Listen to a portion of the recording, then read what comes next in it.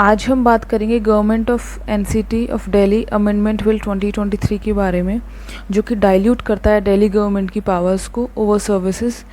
इसके बारे में डिटेल में पढ़ेंगे। कुछ दिन पहले सुप्रीम कोर्ट का एक जजमेंट आता है जिसमें बोला जाता है कि दिल्ली गवर्नमेंट के पास में लेजिस्लेटिव एंड एग्जीक्यूटिव पावर है over administrative services in national capital.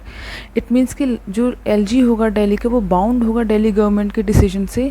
जो भी इश्यूज़ हैं, जो भी मैटर्स रिलेटेड टू सर्विसेज या फिर सर्विसेज कमीशन जो है, और इस जजमेंट में बोला जाता है कि जो भी मैटर्स है in entry 41 of list 2 of schedule 7, उसमें जो एलजी होगा वो बाउंड होगा by the decision of Delhi government. लेकिन जो भी मैटर्स है, पब्लिक ऑर्डर, पुलिस, लैंड, इन सारे मैटर्स में एलजी बाउंड नहीं होगा दिल्ली गवर्नमेंट से, क्योंकि ये मैटर्स आते हैं सेंट्रल गवर्नमेंट के अंडर में। शेड्यूल 7 आर्टिकल 246 में आता है, जिसकी जो फर्स्ट लिस्ट है वो डील करती है यूनियन लिस्ट से। इट मीन्स कि इसमें वो सारे मैटर्स हैं जिनके ऊपर यूनियन गवर्नमेंट लॉ बना सकती है, जैसे कि defence, navy, atomic energy, diplomatic matters हो गए, यूएन ऑर्गेनाइजेशन हो गया। तो ये सारे जो मैटर्स हैं, ये जो सेंट्रल गवर्नमेंट है उसके अंडर में आते हैं। इसमें टोटल 97 मैटर्स हैं। शेड्यूल 7 की सेकेंड लिस्ट बात करती है जो भी मैटर्स स्टेट गवर्नमेंट्स के अंडर में आएंगे। ये स्टेट लिस्ट है, जैसे कि पब्लिक ऑर्डर हो गया, पुलिस हो गया, प्रिजन हो गया, लोकल गवर्नमेंट, पब्लिक हेल्थ, आएंगे स्टेट गवर्नमेंट्स के अंडर में, जिनके ऊपर स्टेट गवर्नमेंट्स लॉज बना सकती है, अमेंड कर सकती है। स्टेट लिस्ट में टोटल 66 मैटर्स हैं। इसी में जो एंट्री 41 है, ये बात करती है कि जो स्टेट पब्लिक सर्विसेज और स्टेट पब्लिक सर्विसेज कमीशन है, ये भी स्टेट गवर्नमेंट्स के अंडर में आएंगे। इट मीन्स कि इन मैटर्स के ऊपर भी स्टेट गवर्नमेंट्स लॉज बना सकती है। बट ये चीज़ देखने की है कि जो दिल्ली है वो एक यूनियन टेरिटरी है, उसको फुल स्टेटहुड नहीं है। जो पार्लियामेंट है उसके पास में पावर्स हैं दिल्ली को लेके लॉज बनाने की। जो थर्ड लिस्ट है वो है कॉन्करेंट लिस्ट। इन मैटर्स के ऊपर में सेंट्रल गवर्नमेंट और स्टेट गवर्नमेंट दोनों ही लॉज बना सकते हैं। लेकिन अगर स्टेट गवर्नमेंट और सेंट्रल गवर्नमेंट का आपस में लॉ कॉन्ट्राडिक्टिंग है, तो सेंट्रल गवर्नमेंट का जो लॉ है वो प्रिवेल करेगा।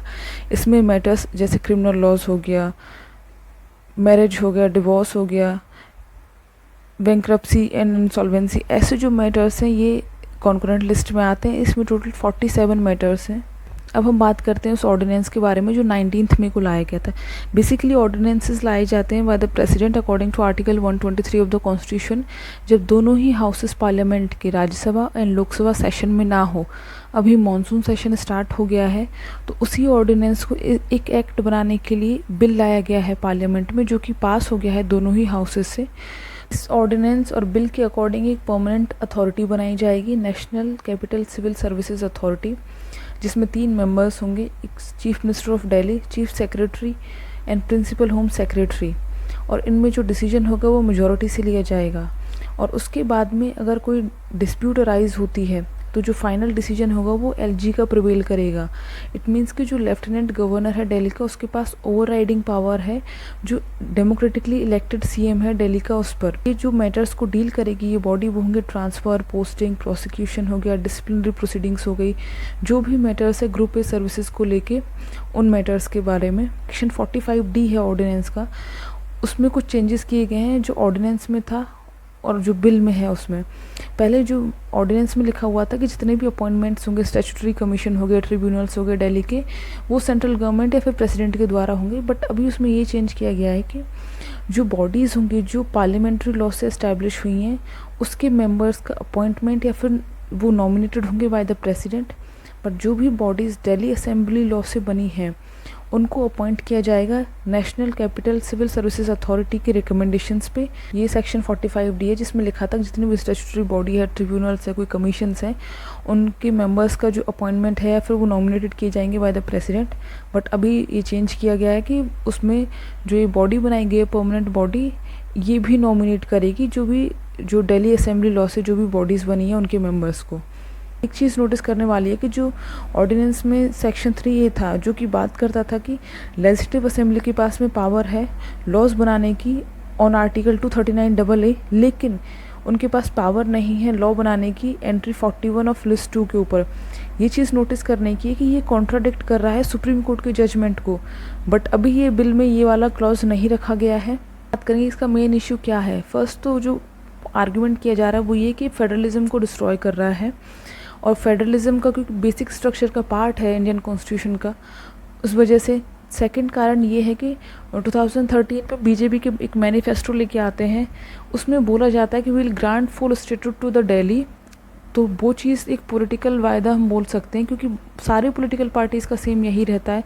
ये पहले कांग्रेस का था, लेकिन जो इंडियन नेशनल कांग्रेस थी वही 69th कॉन्स्टिट्यूशनल अमेंडमेंट लेके आती है, और जिसमें बोला जाता है कि Delhi will remain A union territory, उसको फुल स्टेटूट नहीं दिया जाएगा। सेम विद अदर पार्टीज़ कि अगर कोई दूसरी सेंटर में होती तो वो आपस में यही करते हैं। ये पॉलिटिकल गेम प्ले है, इसमें कोई और दूसरा इसका रीजन है नहीं है।